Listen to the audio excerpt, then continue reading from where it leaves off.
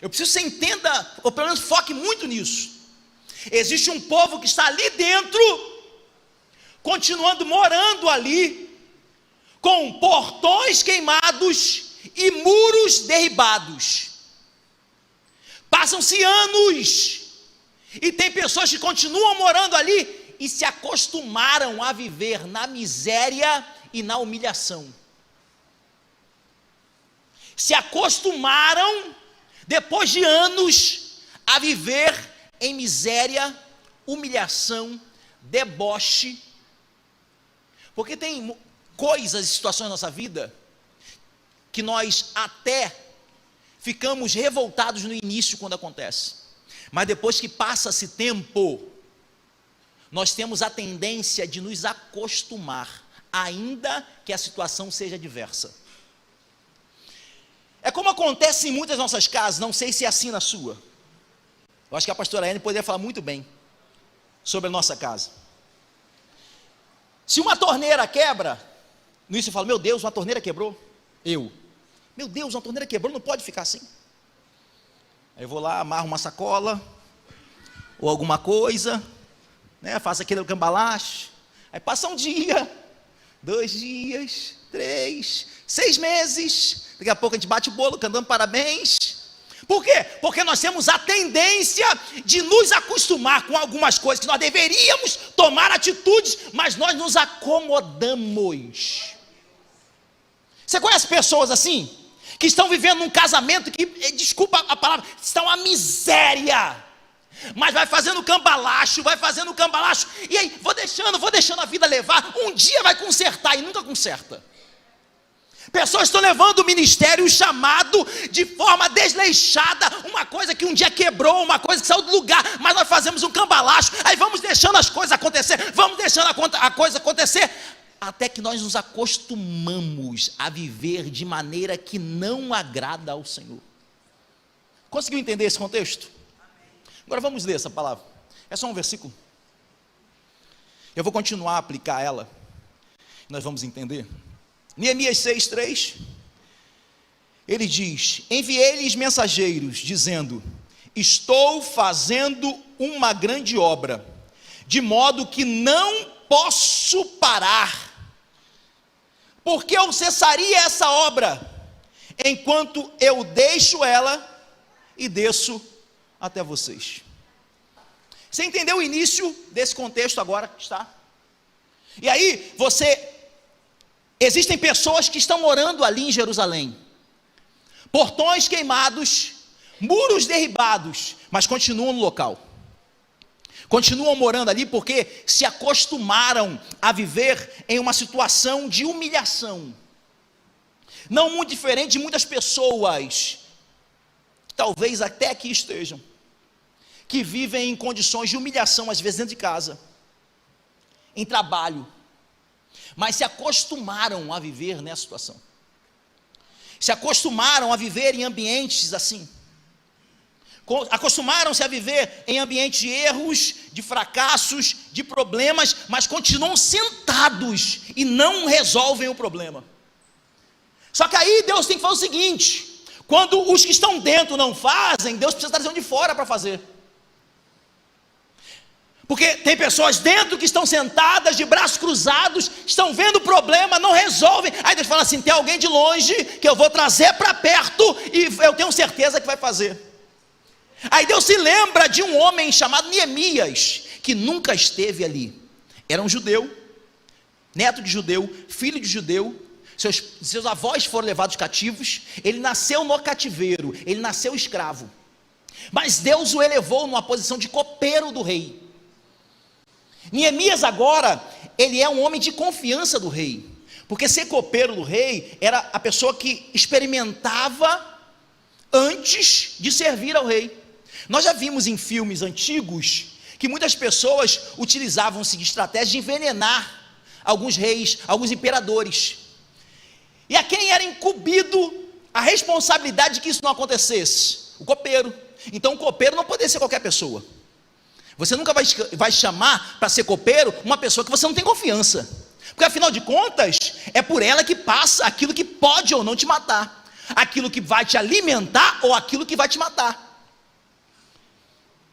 Então, agora, Deus está olhando para um homem, um jovem, que ele está nessa posição, lá no cativeiro, servindo o imperador, servindo o rei. Está ali. E eu começo a entender que Deus não chama pessoas desocupadas. Eu já ouvi muito isso. Pastor, quando eu estou muito ocupado com algumas coisas, quando ficar mais tranquilo no trabalho, eu vou me entregar à obra do Senhor. Não, Senhor, pastor, eu estou agora em período de provas, eu preciso estudar muito para as provas, e agora não dá para eu me envolver na obra de Deus, porque eu estou muito ocupado. Não, pastor, porque agora você sabe que eu tive filhos, e agora está difícil a questão do tempo. A pergunta é, Deus precisa tirar a sua ocupação para você servir ao propósito dele? É isso? Porque Deus nunca chamou desocupados. Deus sempre olha para a terra e procura pessoas que estão fazendo alguma coisa. E aí nós temos visto pessoas que estão querendo fazer o processo inverso. Não, porque eu estou com muita ocupação agora, eu não consigo servir ao Senhor. Como assim? Se Deus está procurando exatamente as pessoas que têm responsabilidades. Deus está procurando pessoas assim. Pessoas que são responsáveis em realizar a obra dele. E não pessoas que estão sentadas hoje somente na cadeira. Não quero me envolver com nada. Não, eu só vou me envolver depois que Deus me der uma grande obra. Não, irmão, se você não está ocupado na obra dele, ele não vai te chamar para coisas maiores. Nunca vai ser assim. Deus sempre busca na terra pessoas que têm responsabilidade, que têm ocupação, seja na obra dele, na vida. Deus não chama preguiçosos. Deus está olhando para agora um homem que ele tem uma ocupação, ele tem uma responsabilidade, e não é qualquer responsabilidade. A responsabilidade é entregar para o rei aquilo que há de melhor. A ocupação de Neemias não era entregar qualquer coisa de alimento para o rei, mas era sempre alimentar o rei com o que há de melhor. Tem pessoas que hoje acham que pode entregar qualquer coisa para o rei, achando que qualquer alimento para o rei serve, qualquer adoração para o rei serve, qualquer oração para o rei serve, qualquer tipo de serviço para o rei serve, qualquer roupa para o rei serve, qualquer tempo para o rei serve. Mas eu aprendo com Neemias, que Neemias ele estava disponível para entregar sempre o que havia de melhor para a mesa do rei. Ele não entregava qualquer coisa, ele não entregava de qualquer maneira. Era um homem de responsabilidade, mas era alguém que servia o rei, e servindo, não só entregando qualquer coisa. Aí Neemias, vamos conjecturar, depois de um dia de trabalho, ele está no palácio, e aí chegam alguns irmãos vindo de Israel. Lembra, aquela cidade está queimada, com os muros quebrados. Está vindo alguns amigos visitar Neemias. E enquanto Neemias fala, Neemias, e aí como você está? Neemias, está tudo tranquilo. E como está a cidade dos nossos pais? Rapaz, a cidade está destruída. Muros quebrados, portas queimadas. Aí Neemias, tá bom, você está me dando relato de coisas, mas eu estou preocupado com pessoas. Como estão as pessoas? Já viu pessoas que são assim? Quando você pergunta alguma coisa, você fala assim, meu Deus, a chuva levou tudo, meu carro foi alagado. Não que isso não é problema, nós temos, né? São coisas que Deus nos deu, nós temos que valorizar. Mas Neemias não está preocupado com as coisas. A pergunta de Neemias é, como está o povo? Tem muitas pessoas que querem servir a Deus em posições de liderança, mas se preocupam com coisas, se preocupam com material, mas não estão preocupados com pessoas. Neemias pergunta de novo, como estão as pessoas? Anani responde, Neemias, todos são tristes, o povo está desolado. O texto vai dizer que Neemias agora ele se assenta e chora. E é legal, talvez não seja essa palavra que se aplique, legal, porque normalmente o contexto que Deus sempre levanta alguns dos seus servos é um contexto de dor. Talvez alguém está esperando assim: eu quero que Deus me dê uma boa notícia para eu servi-lo, para o meu chamado. Mas se nós formos passear na Bíblia, é raro nós vermos alguém que Deus chamou sem alguma motivação de dor. Como que Deus chama Moisés? O povo está 400 anos chorando, pedindo para que Deus libertasse eles do Egito. Aí Deus ouve o clamor do povo e fala assim: porque eu ouvi o clamor do povo, eu já preparei para vocês um libertador. Moisés, se levanta. Você consegue entender que o chamamento de Deus está sempre ligado a uma dor? Eu estou falando isso porque tem pessoas que falam assim: se Deus levantar uma novidade de vida para mim, eu vou servi-lo. Se Deus me der uma promoção no trabalho, eu vou servi-lo. Se Deus aumentar o meu salário, eu vou servi-lo. Se as condições da minha casa ficar melhor, eu vou servi-lo. Ei! Entenda que o chamamento de Deus está sempre ligado a alguma dor. Chega uma notícia ruim para Neemias: Neemias, o povo está desolado e a cidade destruída. Ele se assenta, chora, lamenta, mas logo em seguida ele vai buscar o Senhor. Ele vai buscar o Senhor porque eu fico tentando imaginar ele falando assim: Senhor, se os muros estão quebrados, os portões estão queimados, por que o Senhor não chamou um engenheiro? Por que o Senhor não chamou um construtor? Por que o Senhor não chamou uma pessoa de recursos? Eu não tenho dinheiro, não tenho habilidade, não tenho especialidade para fazer isso. Por que o Senhor me chamou? Aí Deus fala assim: Neemias, estou conjecturando, quem disse que eu preciso de uma pessoa que tem habilidade? Neemias, quem disse que eu preciso de uma pessoa preparada? Neemias, quem disse que eu preciso de uma pessoa que tem recursos? Eu sou aquele que dou habilidade, eu sou aquele que unjo, eu sou aquele que capacito, eu sou aquele que dou recurso, eu sou aquele que dou ferramenta. Eu só estou esperando alguém que diga: eis-me aqui. Amando Xere Halabás. Aí Neemias fala assim: eis-me aqui, sim. Como eu falei, eu não tenho habilidade, não tenho condições, mas eu estou aqui. Então fica tranquilo, Neemias, que agora eu te dou cartas, te dou autorização, te dou pessoas, te dou recursos. Vá e faça a minha obra. Aí Neemias agora está indo. Neemias está indo agora em direção a Israel, com a autorização do imperador. Estou resumindo a história. A autorização do imperador, está indo com cartas para pegar madeira de tudo que é lugar, está indo com recursos para construir, reconstruir, construir a sua casa. Está indo com autorização dizendo: ó, ele agora é o cara de Israel, hein? Obedeçam todos a ele. Pode ir, ainda pode levar parte do exército. Mas isso tudo porque ele disse: eis-me aqui, e depois foi orar. Deus está conduzindo ele e agora ele chega em Israel. Ao chegar em Israel, ele entrega as autorizações para os reinados em volta.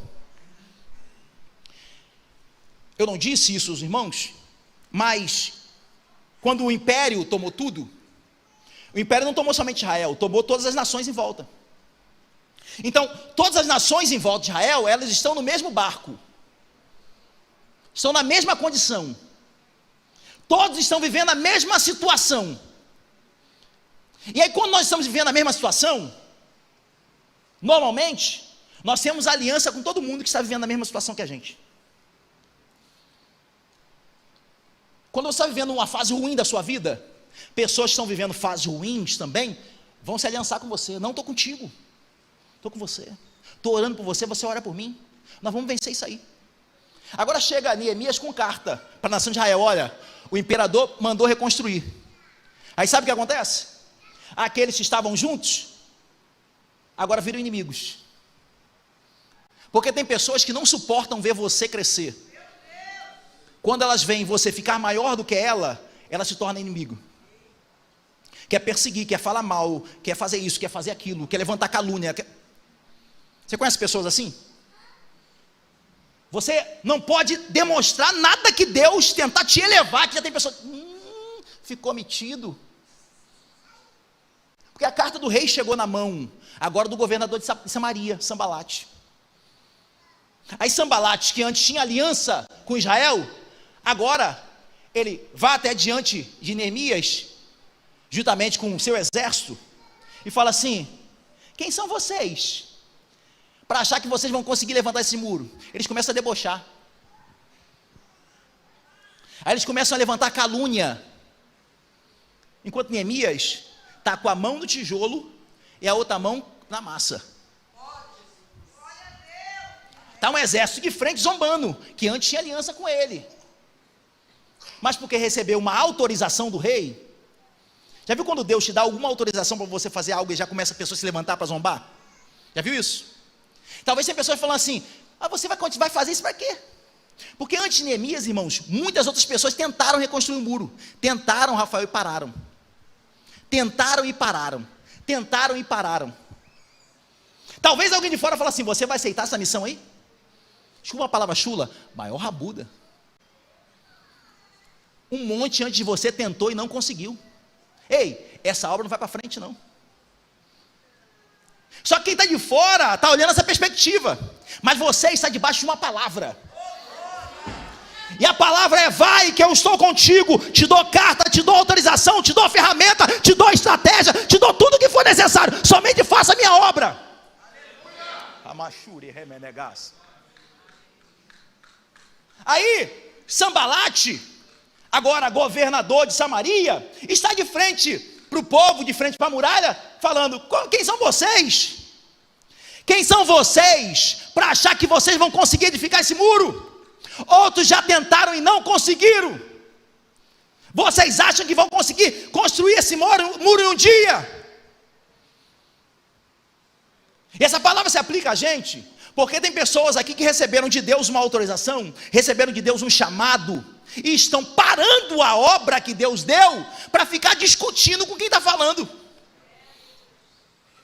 Está parando o chamado, só porque alguém está levantando calúnia, está zombando. Esse dia um pastor, não por maldade, mandou para mim: pastor, está vendo o que estão falando da igreja? Eu falei: pastor, você acha que eu tenho tempo para parar, para ficar ouvindo essas coisas? Sabe por quê, pastor? Nós estamos fazendo e não. Pastor, você acha que eu vou para a rede social ficar respondendo pessoas que estão falando mal de mim, da minha família, da igreja? Você acha que eu tenho tempo para isso? Deus me entregou uma grande obra e você acha que eu vou parar para isso? Sabe por que eu não vou parar? Porque nós estamos... Está entendendo? Mas ainda tem pessoas que estão parando para ficar se trocando. Porque jogou indireta para mim no status, porque jogou direta para mim no stories. Ei, deixa jogar, porque quando você se cala, Deus se levanta e fala por ti.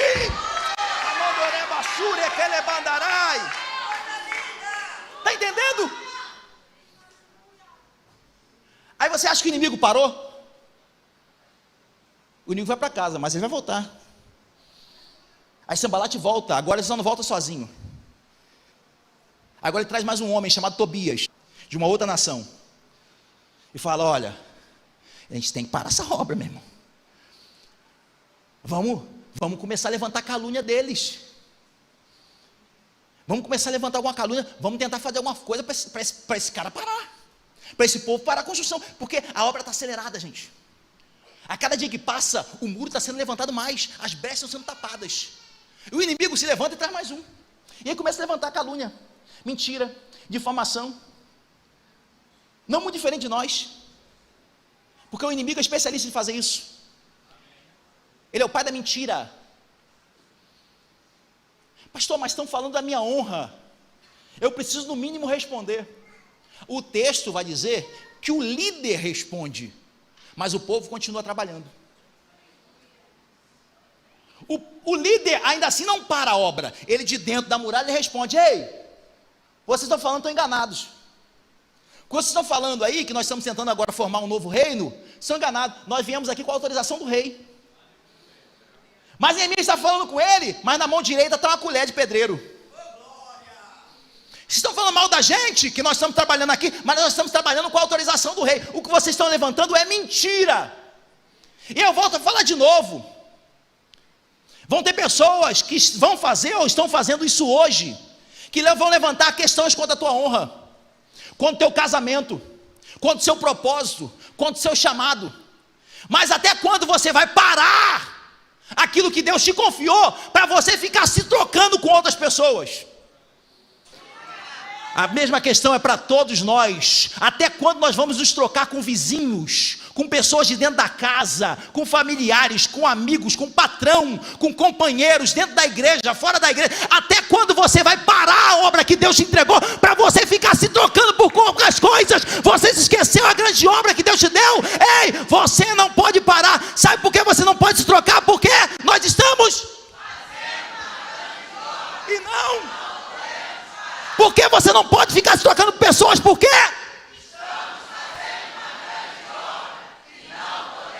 Consegue entender? Você acha que o inimigo parou, irmão? Não. Você acha que o inimigo parou? Não parou. Agora ele vai chamar mais um.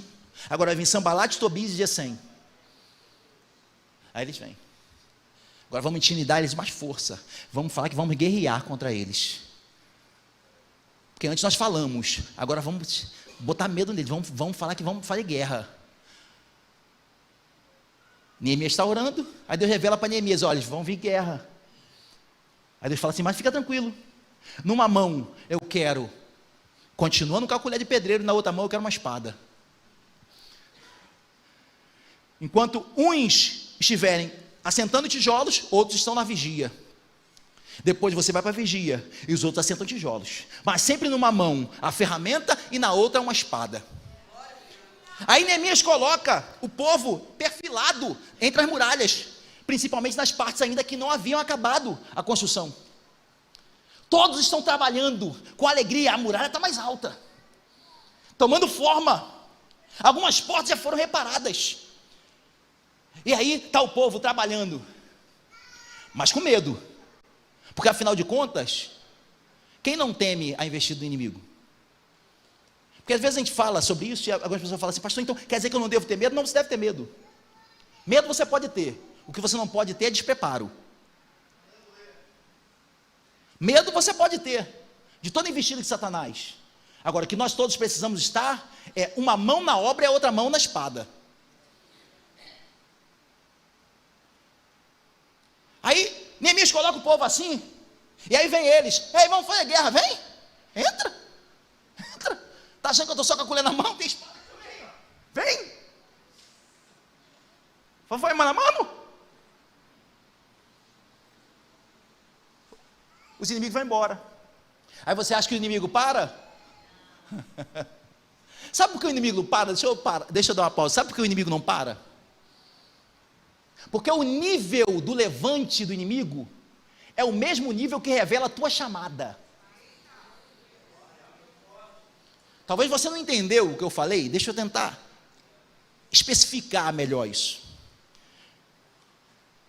Para aqueles que têm uma chamada pequena, que são irrelevantes no reino de Deus, o inimigo não está nem preocupado. Estou falando isso porque tem crente que está falando: Senhor, por que o Senhor permite tanto levante de Satanás na minha vida? Por que o Senhor permite tanta perseguição, tanta luta? Pessoas até dentro da igreja me caluniando. Ei! Se Deus está permitindo isso acontecer, porque o inimigo não tem poder sobre a tua vida. Tudo que ele faz é permissão de Deus. É porque Deus está dizendo assim: ó, essas perseguições, esses levantes são para te preparar para o chamado que eu tenho para a tua vida. Então, se está tendo muita guerra, se está tendo muito deserto, se está tendo muita prova, muita provação, é porque Deus, ele tem um chamado proporcional ao levante do inimigo contra você. Sabe por que o inimigo não está desistindo de Neemias? É porque ele sabia aquilo que Deus tinha preparado ele para viver, uma grande obra. O inimigo não para. Agora o inimigo faz o seguinte: já tentei algumas coisas, então agora vou mandar uma cartinha para ele. E a carta que o inimigo manda é o seguinte: faz o seguinte, desce aí para a gente desenrolar. Vamos marcar numa cidade aqui, mais próxima, numa padaria, para a gente tomar um cafezinho. E a gente troca uma ideia. Vamos desenrolar essa parada. Só que Deus revelou de novo para Neemias, e Deus só revela coisas para aqueles que estão íntimos dele. Tem pessoas que estão buscando revelações em terceiro. Não que seja errado, mas quando você tem intimidade com Deus, o próprio Deus revela para você. Não há necessidade de você buscar intermediadores. Aí Deus revela para Neemias: olha, isso é uma emboscada. Se você for, eles querem te matar. Chega aí, vamos desenrolar. Se fosse hoje, mandava WhatsApp. E aí, fechamento. Também se fosse também no tempo de hoje, esse evangelho coach, que isso? O evangelho coach hoje é conexão, irmão. É uma aliança. Você tem que sentar na mesa só com pessoas poderosas que vão te levar a portas que ninguém abriu para você. Quem disse que todo mundo que te manda mensagem, te convidando para alguma coisa, é a aliança de Deus? Quem disse que toda proposta que chega na sua mesa, no seu telefone, toda mão que aperta a sua, quem disse que é indicação do próprio Deus? Mas nós só vamos ter discernimento para isso, quando nós buscarmos o próprio Deus. O que está faltando no meio do povo, é ter discernimento, porque nem todo tapinha nas suas costas é Deus, nem todo elogio que chega é Deus, nem tudo que concordam contigo é Deus. Irmão, vamos desenrolar, vamos fazer aliança. Aí Neemias, ele está com a mão na obra, irmão, ele está com a mão no tijolo, e qual a resposta dele, que é a mesma nossa para Satanás? Estamos fazendo. Você acha que ele parou? Neemias não parou, e o inimigo também não. Enviou essa carta por 4 vezes. Na quinta ele falou assim: vou fazer uma estratégia pior, vou mandar uma carta aberta, porque a carta aberta, né, os crentes curiosos, está aberta, vou só dar uma olhadinha só para, né, só uma olhadinha, ninguém viu, porque normalmente as cartas às vezes iam seladas, se tinha selo, ninguém ousava abrir, só abria só aquele que recebia a carta. Mas agora a estratégia do inimigo vou mandar a carta aberta, porque por todas as mãos que passar essa carta, eles vão ler. E agora a estratégia do inimigo é a intimidação. Olha, estava escrito na carta: nós vamos contar para o rei que você vai se proclamar rei. Nós estamos indo agora direto para o imperador para falar que você está preparando o povo para se rebelar contra o imperador. Nós vamos fazer isso. Aí de repente se levanta uma pessoa e fala assim: Neemias, o negócio é o seguinte, vai dar BO. Vamos fazer o seguinte, vamos nós dois nos esconder no templo. A gente entra no Santo dos Santos e se esconde lá, porque se entrar no templo, eles não têm coragem de entrar para matar a gente. O templo é um lugar santo, eles não vão entrar. Então vamos para lá. E qual a grande verdade para isso, para que nós venhamos aprender? É que diante de ameaças, diante de mentira, diante de vestida de Satanás, nunca quebre princípios de Deus. Porque a lei mosaica, a lei desse povo de Israel dizia que ninguém poderia entrar no Santo dos Santos, somente o sumo sacerdote. Mas o inimigo sempre vem com estratégias no momento de fragilidade, para que nós venhamos a quebrar princípios do próprio Deus, achando que é uma forma de nós sobrevivermos. Entenda que você não precisa quebrar e nunca deve quebrar princípios que o próprio Deus estabeleceu para a sua vida. Princípios já estão estabelecidos na palavra dele, você não deve quebrar. Princípios não se quebra. Mas vou morrer, não importa. Que isso, pastor? Não importa? Não, você não importa. É sobre a ameaça, porque você está debaixo de uma palavra que você esqueceu. Quem foi que te chamou foi o próprio Deus. Você acha que ele te colocaria numa obra que você não aguenta?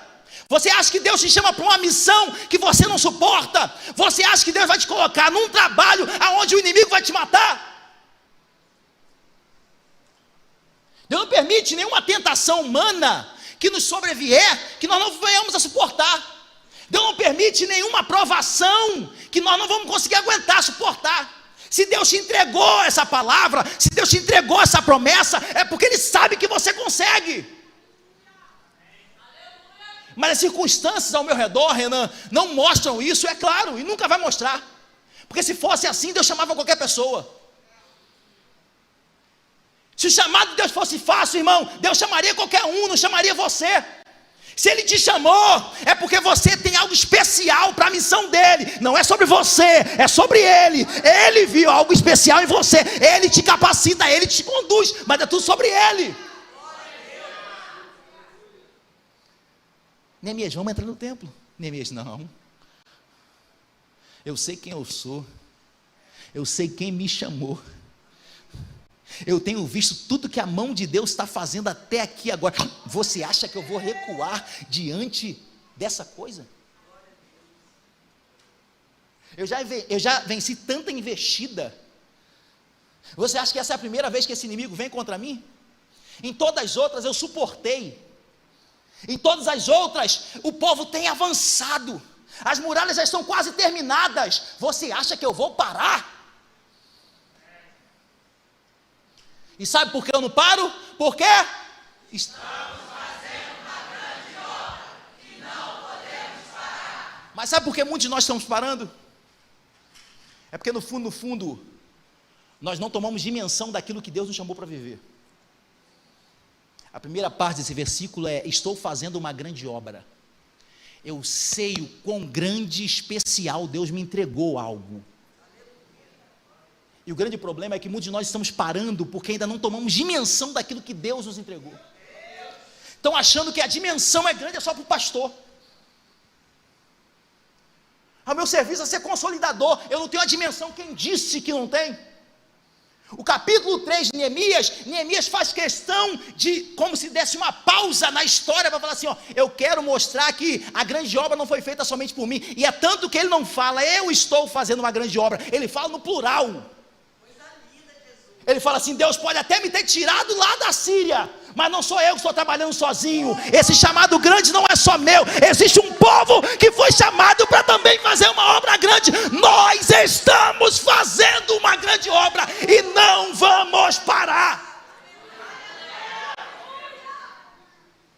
É uma obra coletiva. Ele para o capítulo 3 para dizer: a grande obra é que cada um daqueles homens que estavam morando ali, que antes estavam acostumados, mas agora começaram a colocar a mão no arado.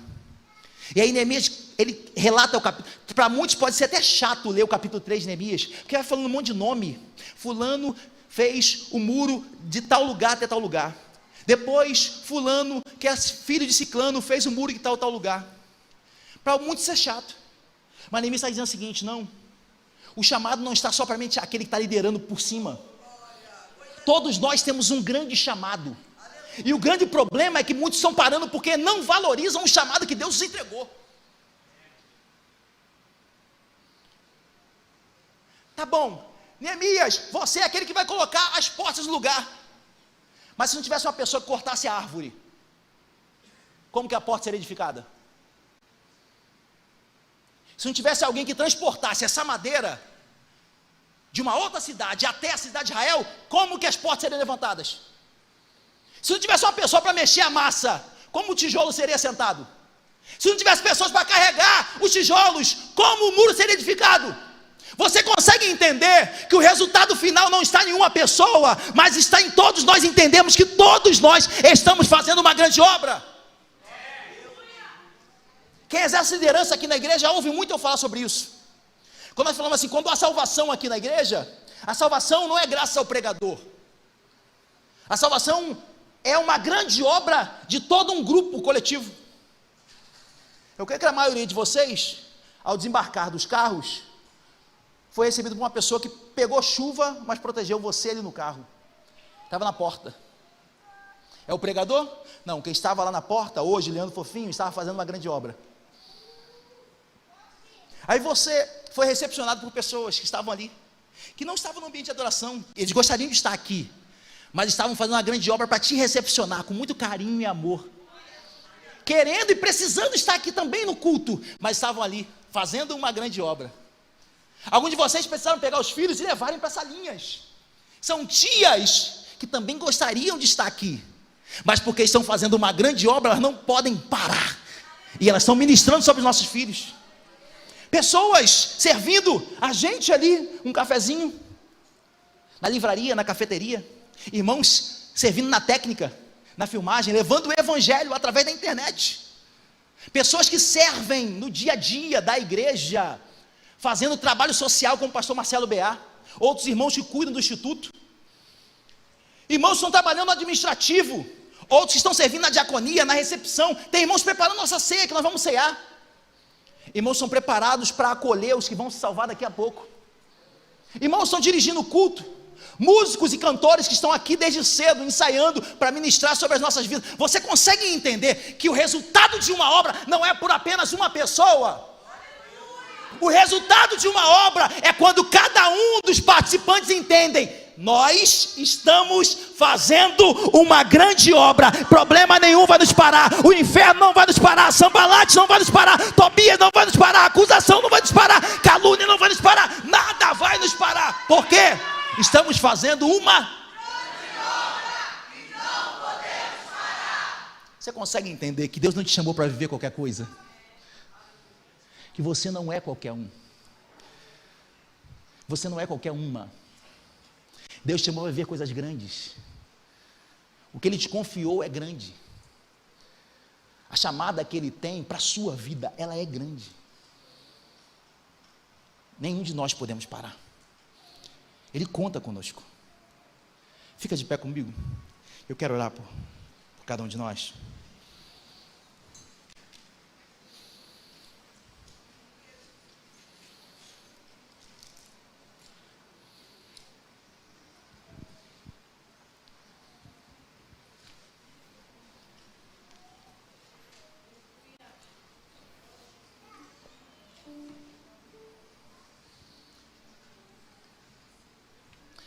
Beleza, Renan, eu entendi que eu estou fazendo uma grande obra. Ou entendi que hoje eu não estou, mas que Deus me confiou uma grande obra. Só que o versículo continua: nós não podemos parar. E aí, eu falei das estratégias do inimigo para te paralisar, para te interromper, para te distrair, porque o inimigo, de cara, ele não vai tentar fazer você desistir.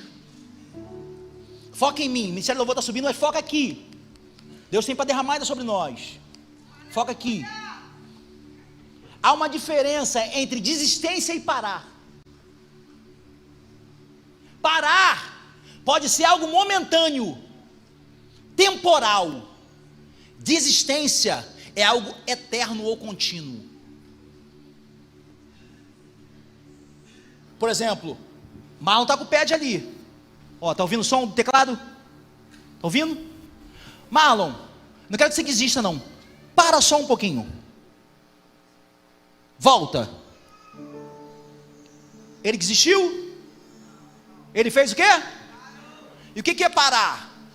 Às vezes o parar pode ser paralisar momentaneamente. O que eu estou querendo que você entenda é que Neemias está entendendo o seguinte: olha, eu não posso me distrair com nada. Um simples tempo de distração pode comprometer o meu chamado. Um simples tempo de distração pode comprometer essa grande obra. Uma simples paralisia pode se tornar uma desistência. Pastor, eu vou entregar, é só uma pausa para eu descansar. Não é muito que a gente ouve isso, né, pastores? É só uma pausa pequena para eu descansar. A maioria dos que eu ouvi isso desistiram. Estão paralisados até hoje. Porque a estratégia do inimigo de fato é que você desista, mas ele nunca vai chegar falando desista. O inimigo nunca vai chegar com o rabo, irmão, chifre, para te assustar. Ele vem sorrateiramente, porque ele quer só que você dê um tempo rápido do teu chamado. Mas esse tempo tem o poder de fazer com que você não viva aquilo que Deus tem para você viver. Você conseguiu entender essa palavra que Deus ministrou nos nossos corações? A pergunta é: em que fase você se encontra hoje?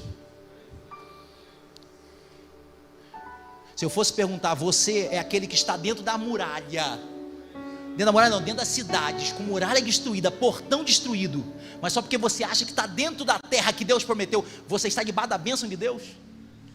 Ou você é como Neemias, que depois de chorar agora vai se levantar e não vai ficar conformado? Eu não estou conformado com a situação que eu estou vivendo, eu vou mudar a história. Eu não estou conformado com a vida que a minha família está vivendo, eu vou mudar essa história. Ei, você não pode ficar conformado com o seu casamento do jeito que está. Você foi chamado por Deus para mudar essa história. Ei, você não pode ficar conformado com a criação que os filhos estão proporcionando. Deus chama você para edificar esses muros. Hoje Deus vai fazer ser edificado todo o muro quebrado, toda a porta queimada. Hoje Deus vai dar a estrutura para nos levantarmos e fazermos diferente. Feche seus olhos em nome de Jesus. Não espera eu orar não. Faça como Neemias agora. Senhor, eu não tenho condição. Não tenho condição mental, não tenho condição espiritual, não tenho condições financeiras para fazer essa obra. Mas hoje eu não vou me conformar como o povo que está lá dentro, com muros quebrados e portas queimadas.